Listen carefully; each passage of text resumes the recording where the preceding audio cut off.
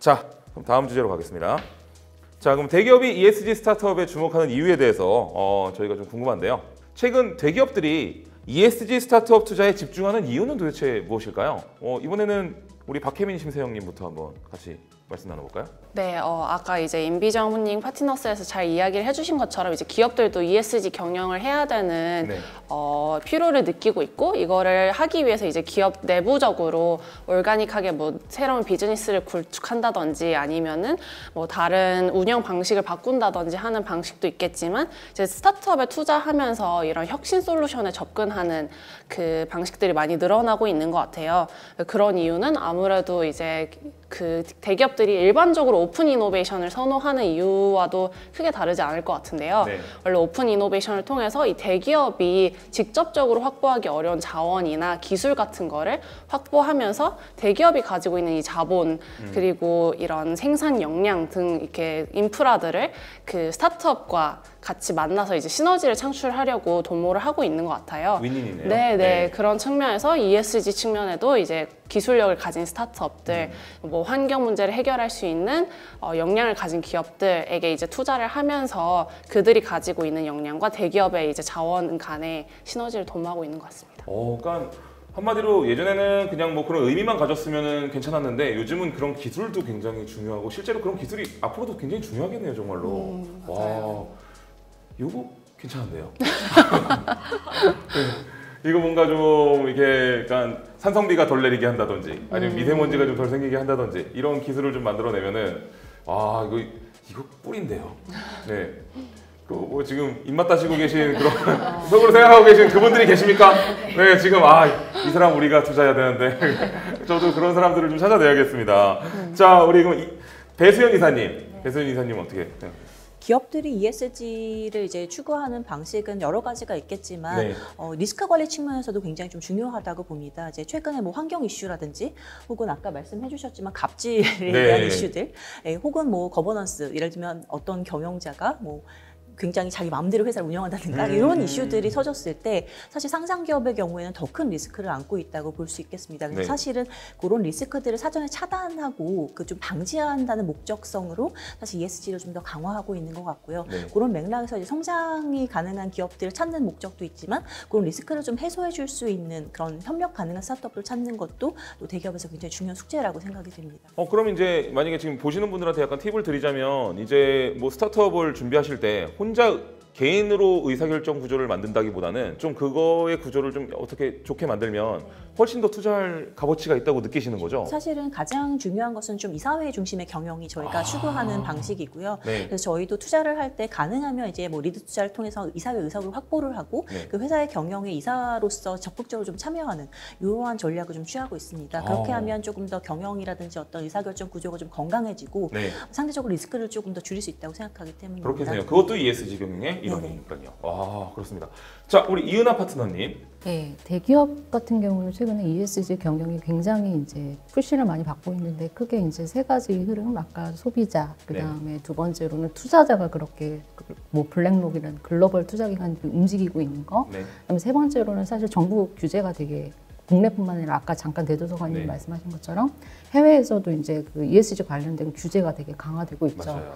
그리고 전통적으로 우리나라 대기업 같은 경우는 뭔가 신사업을 하고 뭔가 동력을 찾을 때 사실은 굉장히 내부적으로 그걸 막 연구해서 이렇게 해왔는데 최근엔 그 속도를 따라갈 수 없는 거죠. 그러네요. 네. 기술 발전 속도라던가 워낙 관심 가야 되는 분야가 되게 다양하고 하이테크 요구하고 그러다 보니까 기업의 그 가치사슬 내에서 좀 시너지가 날 수 있는 그런 기업들을 전략적으로 조금 인수합병한다던가 투자를 하거나 협업을 하던가 아까 전에 말씀하신 것처럼 좀 부정적인 제품의 가치사슬 안에서 부정적인 사회 환경적으로 부정적인 효과가 발생하는 그런 것을 좀 경감시키기 위한 어떤 스타트업들의 협력하고 투자하는 그런 트렌드가 조금 강화되고 있는 것 같습니다. 대기업이 그러니까 ESG 스타트업에 투자하는 이유도 어떻게 보면 또 생존과도 연결이 돼 있네요. 네, 아무리 뭐 돈이 많고 뭐 힘이 있어도 이제 본인들이 지금 다 할 수 있는 역량이 될 만큼 지금 사회가 이제 녹록치 않은 거죠. 네, 굉장히 많은 부분에 관심도 있어야 되고 아까 말씀하신 것처럼 진짜 기술력도 뛰어나야 되니까. 그래서 스타트업에 투자할 수밖에 없군요. 이런 좋은 스타트업들을 찾고. 네. 그리고 우리나라도 뿐만 아니라 해외에서도 굉장히 기술 기반의 스타트업들이 굉장히 다양하게 나오고 있고 생태계도 많이 저변이 확대가 되고 활성화되고 있어서 네. 그런 어떤 기회들이 좀 많아지고 있는 것 같습니다. 아, 그렇군요. 아, 이건 약간 좀 제가 농담하고 싶어서 자꾸 입이 근질근질 하는데 도박이나 뭐 이런 무기나 이런 것들은 이제 아무래도 이제 투자를 안 하게 되는데, 근데 제가 만약에 기술을 발전시켜서 무기를 재활용으로 만들었어. 그러면 이게 어떻게 되는 겁니까? 그게 아마 ESG의 미학인 것 같아요. 아, ESG 그러니까 미학. ESG라는 건 뭐 단독으로 보는 게 아니라 이 ESG를 같이 보는 게 이제 ESG 미학인데, 네. 그 일을 잘하는 기업이라고 해서 뭐 S 예를 들어 뭐 말씀하신 것처럼 재활용을 엄청 잘하는 기업인데 조직원들의 인권을 유린한다. 이러면 ESG 측면에서는 되게 건강한 기업이 아니라고 보는 거고, 네. 또 반대로 되게 양질의 일자리를 창출하기 위해서 유해 폐기물을 많이 만들어낸다라고 하면 또 반대로 그러니까 동일하게 좋은 기업이라고 보기가 어려운 거죠. 그래서 네. 이제 ESG가 이렇게 종합적으로 기업을 판단하는 관점이라는 측면에서 아마 많은 기관 투자자들이 채택을 하고 있는 게 아닌가라는 생각이 들어요. 맞습니다. 이게 우문현답이군요. 죄송합니다. 근데 실제로 되게 네. 이런 지속 가능성 투자를 하는 기관 투자자들이 많이 나누고 있는 담론의 주제이기도 해요. 맞습니다. 네. 아, 그 산업 폐기물이라든지 이런 것들 뭐 나오지 않게 막 할 수 없다면 그걸 어떻게 뭐 걸른다든지 뭐 여러 가지 좀 줄이게 한다든지 하는 방법들을, 기술력을 키우는 것도 되게 중요하고, 앞으로도 그런 스타트업이 이제 잘 될 수밖에 없겠네요. 사실 그런데 좀 어려운 점은 ESG에 대한 평가 기준이 아직은 뭐 글로벌 스탠다드로 여겨지는 것들이 없기 때문에 그 어떤 지표로 우리가 ESG를 평가해야 좋은 투자를 할 수 있겠는가에 대해서는 여러 가지 의견이 아직 존재하고 있는 상황입니다. 네. 특히나 이제 뭐 예를 들면 오일 기업, 네. 굉장히 많은 폐기물을 배출을 하거나 맞아요. 환경오염을 일으키는데도 네. ESG 점수만으로 보면 굉장히 좋거든요. 아, 그래요? 네, 그래서 네. 뭐 최근에 이제 일론 머스크가 왜 테슬라가 오일앤가스 기업보다 이 점수가 낮은 것이냐 네. 이런 얘기를 하기도 했는데, 그 실제로 저희가 그래서 얼마나 그 우리가 환경적인 임팩트나 이런 포지티브 임팩트를 이런 ESG 지표에 반영해서 넣어야 되는지에 대해서는 계속 이제 논란과 이제 토론들이 계속되고 있는 상황입니다. 어떻게 보면 좀 국제적인 규격이 좀 필요하기도 하겠네요. 네. 네. 그런 움직임들은 좀 없습니까? 그런 움직임들이 좀 있긴 합니다. 네. 미국이나 유럽에서는 각자의 텍사노미나 지표를 가지고 기업들한테 이제 지속가능 공시 네. 규정을 만들어 가고 있거든요. 그래서 이제 과거에는 이제 저희가 사스비라고 하는 곳에서 그걸 만들었고, 지금은 이제 국제 회계 기준을 만드는 그런 재단이 하나가 있는데 그 네. 재단과 통합해가지고 이런 재무적인 공시뿐만 아니라 ESG 관점의 비재무적 공시를 표준화하고 이걸 어떻게 공시할지에 대한 논의가 굉장히 활발하게 진행되고 있습니다. 그렇군요. 뭐 얼마 안 있으면은 뭐 국제적인 규격이 생길 수도 있겠네요. 네. 그리고 뭐 국제위원회 뭐 이런 것도 생겨가지고, 네, 그럴 수도 있겠네요. 와, 이게 점점 이제 심사하는 입장에서도 발전이 돼가고 있는 것 같습니다. 우리 아까 박혜민 심사위원님께서 말씀하실 때 잠깐 얘기가 나왔는데, 이제 대기업이나 이제 ESG 스타트업들이 이제 윈윈 하고 있는데, 자, ESG 스타트업에 투자한 대기업들이 그 스타트업들과 어떤 방식으로 협업하고 있는지가 좀 궁금해요. 그리고 또 어떤 비즈니스 모델로 윈윈 전략을 가져가고 있는지, 또 미래의 기대 효과는 또 어떤 것들이 있는지, 이런 부분들에 대해서 좀 말씀해 주시겠어요? 네. 저희가 이제 계속 얘기해왔던 투자의 방식이 있을 것 같고, 네. 또 이제 사업적으로 협업하는 방식이 있을 것 같아요. 이제 이 두 가지를 다 엮는 게 이제 투자 후에 전략적인 협업을 도모하는 경우인데요. 네. 이 투자 후에 전략적인 도모가 가장 사실 이상적인 윈윈 전략이라고 봅니다. 네. 대기업과 스타트업이 가지고 있는 자원과 역량이 각각 다르기 때문에 그렇죠. 이 둘의 시너지가 날 수 있는 구조가 가장 바람직한 것 같은데요. 네. 사례를 중심으로 좀 이야기를 해보자면, 아까 이제 ESG에서 규제, 이제 소비자의 요구, 그리고 자본의 흐름, 이런 것들이 되게 중요하다고 이야기를 해주셨어요. 네. 최근에 유럽에서 이제 패스트 패션, 그러니까 패스트 저희가 패션. 네, 네. 일반적으로 아는 그런 뭐 Z 브랜드라든지 뭐 H 아니, 브랜드. 저희는 유튜버라서 편안하게. 네. 괜찮죠? 네. 저희는 무슨 뭐 C사, A사 이렇게 안 하고도 그래도 들으실 때 좋은 얘기는 아니니까. 좋은 얘기는 아니라서. 네네. 그리고 괜찮죠? 네.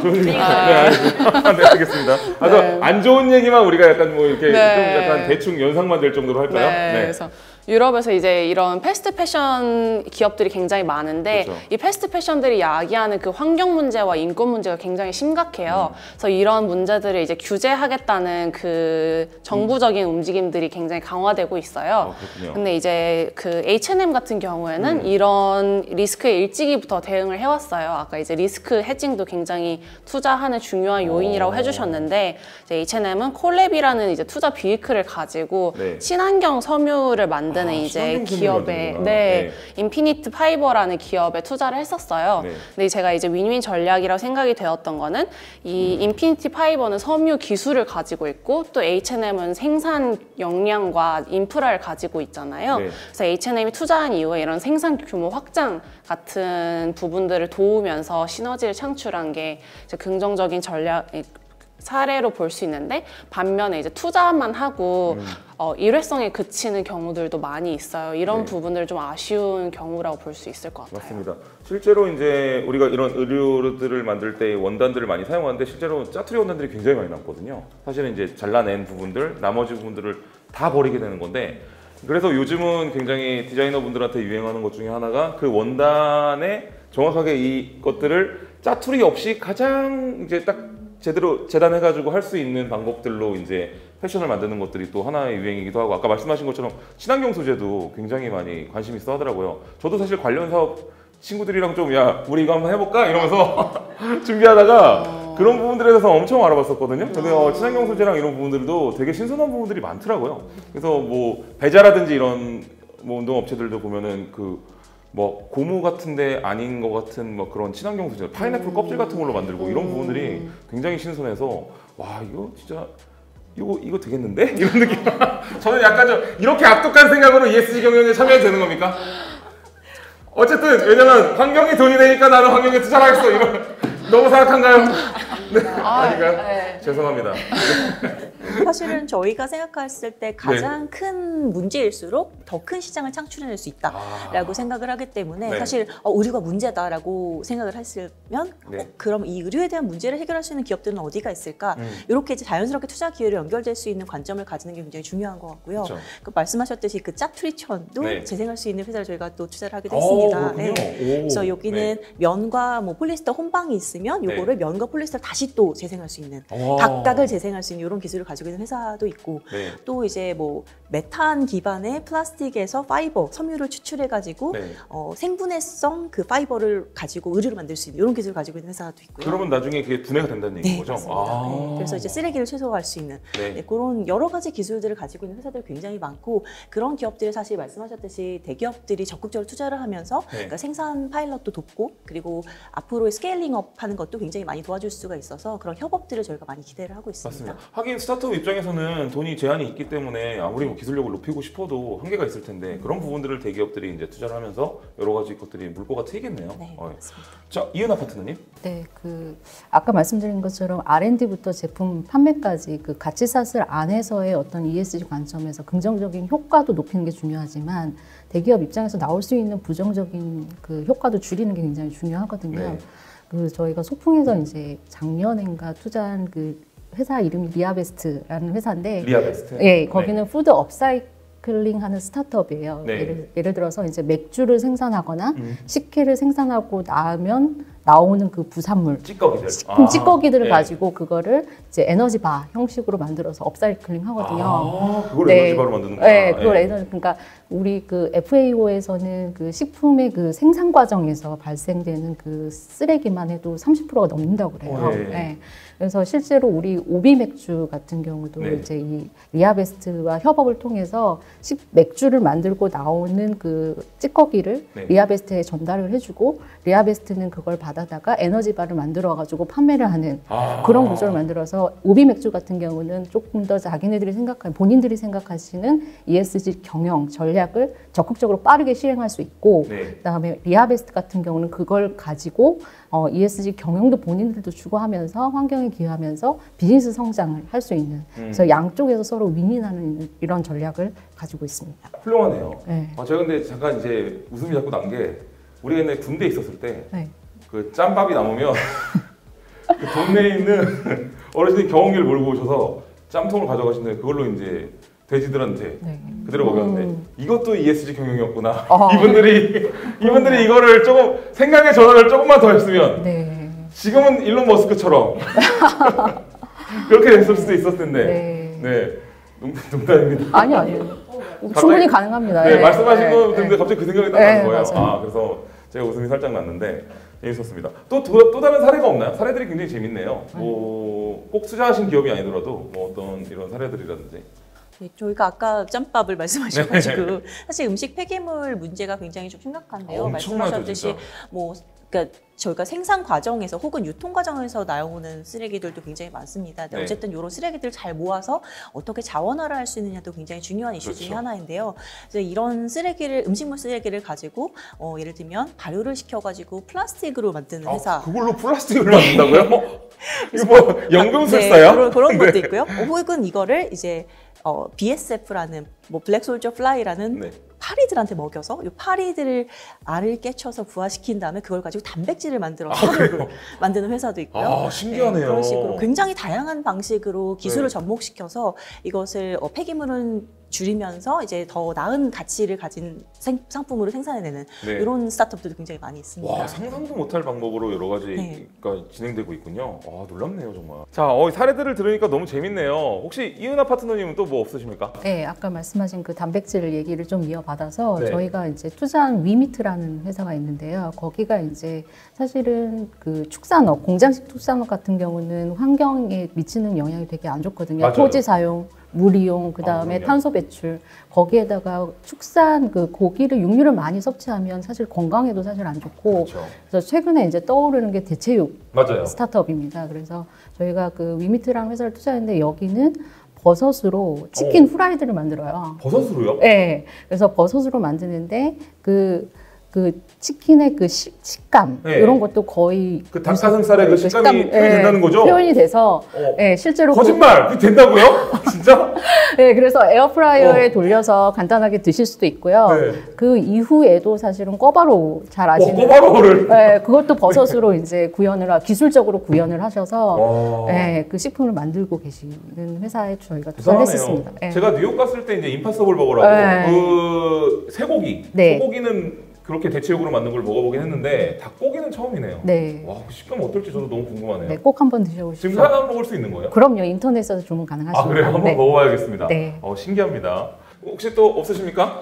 또 대체육 투자하셨다는데 이제 저희는 배양육을 배양육? 하는데 이제 그 고기를 말씀하신 것처럼 이제 대체육 기간 이런 식물성으로 만들 수도 있지만 이제 랩실에서 이제 셀을 그 배양해가지고 고기를 만드는 기술을 가진 기업이 이제 씨위드라는 기업이에요. 신기하네요. 그래서 저희가 이제 씨위드에 투자할 때 굉장히 긍정적으로 봤던 부분은 아까 이제 말씀해주신 것처럼 이제 재활용 무기를 만들면 안 되는 것처럼 이 배양육을 만드는 과정에서도 탄소가 배출이 되고 자원 남용이 일어날 수 있잖아요. 근데 이제 이 씨위드라는 기업은 그런 생산 과정에서 우리가 탄소 배출을 최소화하기 위해서 재생에너지를 쓴다든지 아니면 자원 효율화를 한다든지 하는 그런 구체적인 마일스톤을 저희에게 공유를 해주셨어요. 그런 방식으로 정말 지속 가능성을 극대화하려는 그 전략을 가지고 있는 기업이어서 그런 부분에서 굉장히 긍정적으로 판단하고 또 기술력도 워낙 이제 고기에 가까운 그 결과물을 만들어내고 있는 기업이어서 투자하게 되었어요. 신기하네요. 그건 이제 우리가 세균들을 학대시켜서 만드는 거죠? 세포들을. 세포들. 세균이라고 해서. 세포들. 굉장히 이게 ESG 경영 쪽으로 가니까 이 사례들을 들으니까 정말로 듣도 보도 못한 그런 엄청난 상상력과 이런 게 없으면 못 만들었을 것들이 나오네요. 되게 재밌는 부분이고 이 부분들을 또 사례들을 여러 가지 찾아봐도 재밌는 게 많이 나올 것 같습니다. 아쉬운 것도 있으십니까? 더 얘기하고 싶으신 것들? 나 이런 것도 안다? 저희는 대기업과 협력 사례가 이제 좀 아무래도 이 주제이다 보니까 저희 투자하는 회사 중에 에스레바시아라는 회사가 있습니다. 여기는 이제 항온을 굉장히 오랫동안 유지시켜줄 수 있는 냉장, 냉동 박스를 제조하는 회사인데요. 작년에 코로나가 대유행이었을 때, 재작년부터였죠. 그 코로나 백신 운송 박스를 제조해서 굉장히 성장이 두드러졌었던. 아, 네, 그 박스를 제조하시는 네, 분들이에요. 네, 이 회사가 또 하고 있는 다른 점은 이제 그 백신뿐만 아니라 이제 일반적인 푸드, 수산물이나 축산물에도 쓸 수 있는 네. 굉장히 온도를 항온으로 오래 오. 유지할 수 있는 이런 박스를 제조를 하고 있는데요. 기존에는 이게 모두 다 스티로폼 박스에 그렇죠. 쓰였습니다. 근데 이거는 다회용기로 쓸 수 있는 그 네. 플라스틱 박스를 이용하는데요. 좋다. 이게 굉장히 오랫동안 온도가 유지가 되다 보니까 뭐 예를 들면 항공 운송을 한다거나 네. 아니면 뭐 전기차로 이제 냉동차로 배송을 할 때도 굉장히 에너지를 절감하면서 오. 운송을 할 수 있다는 장점이 있어요. 훌륭하네요. 네, 그래서 이제 현대차에서도 사실 이런 점에 좀 주목을 해서 투자를 하게 되었고, 네. 그리고 나중에 이제 전기차로 이제 전환이 모두 다 되었을 경우에 네. 전기차의 그 에너지를 최소한으로 쓰면서 냉동 배송을 할 수 있는 이런 오. 프로젝트들을 또 같이 좀 진행하기도 하고 있습니다. 아니 그럼 나중에는 화물차의 크기가 좀 더 이제 물론 저기였지만 훨씬 더 거기서 나오는 뭐 매연이라든지 네. 뭐 여러 가지 것들이 뭐 폐기물 같은 게 안 나오겠네요. 저 궁극적으로 전기차로 전환이 되게 된다면 네. 어쨌든 이 차는 친환경차가 될 테고 그 네. 안에 있는 운송조차도 이제 별도의 냉각 장치가 그렇게 크게 많이 필요 없이 항온으로 유지할 수 있는 이런 프로젝트들을 또 같이 진행하고 있기도 맞습니다. 합니다. 이게 뭔가 무조건 다 스티로폼 박스 이런 거다 보니까 이거는 어떻게 뭐 처리하기가 되게 힘들었는데 네. 정말 좋은 아이디어네요.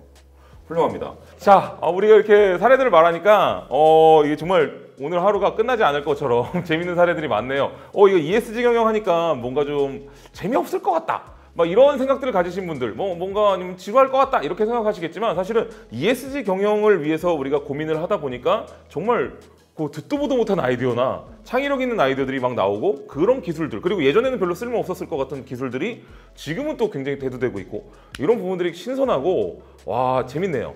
네, 저도 더 찾아보고 준비 하나 해서 연락드리겠습니다. 네, 꼭 연락 주시죠. 네, 연락드리겠습니다. 자, 그럼 이제 앞으로도 이런 ESG 스타트업에 대한 주목도가 높아질까요? 그리고 또 뭐 특히 단기적으로 혹은 장기적으로 ESG 가운데 어떤 분야에 있는 스타트업에 대한 관심이 더 높아질까요? 저 이게 너무 궁금해요. 제가 준비해야 되니까. 이번엔 누구부터 말씀하실까요? 이번엔 뭐 배수연 이사님부터? 네. ESG라는 것은 결국 궁극적으로 기업의 장기적인 생존에 필수적이라고 생각이 듭니다. 그래서 이 중요성은 사라지지 않을 것이라고 생각이 되는데요. 이제 단기적으로 봤을 때는 사실은 바로 이제 눈에 보이는 효과들 그리고 증명할 수 있는 것들이 좀 중요하기 때문에 아무래도 기후 변화와 환경 관련된 이슈들이 크게 각광을 받을 것이라고 생각이 듭니다. 그렇겠네요. 실제로 기업들에서도 친환경적인 움직임들을 굉장히 많이 보여주고 있고요. 네. 장기적으로 봤을 때는 사실은 큰 사회 문제들, 특히나 이제 불평등이라든지 여러 가지 부문들의 격차들을 해소할 수 있는 그런 것들 이제 비즈니스로 해결할 수 있는 스타트업에 대한 관심들이 점점 더 높아질 것이라고 생각이 되고요. 이 큰 시장, 큰 문제에서 또 큰 시장이 창출이 되기 때문에 네. 그러한 어떤 새로운 시장 기회를 파악하고 또 창출해 내려오는 기업들에 대한 관심들이 장기적으로 더 높아지지 않을까 생각이 듭니다. 맞습니다. 근데 확실히 사회 문제를 뭔가 비즈니스화하기는 좀 쉽지가 않을 것 같긴 해요. 네. 예를 들면 이제 노인 문제를 생각을 해보시면 앞으로 이제 국내만 해도 굉장히 많은 노인들이 생겨날 것이고 엄청나죠.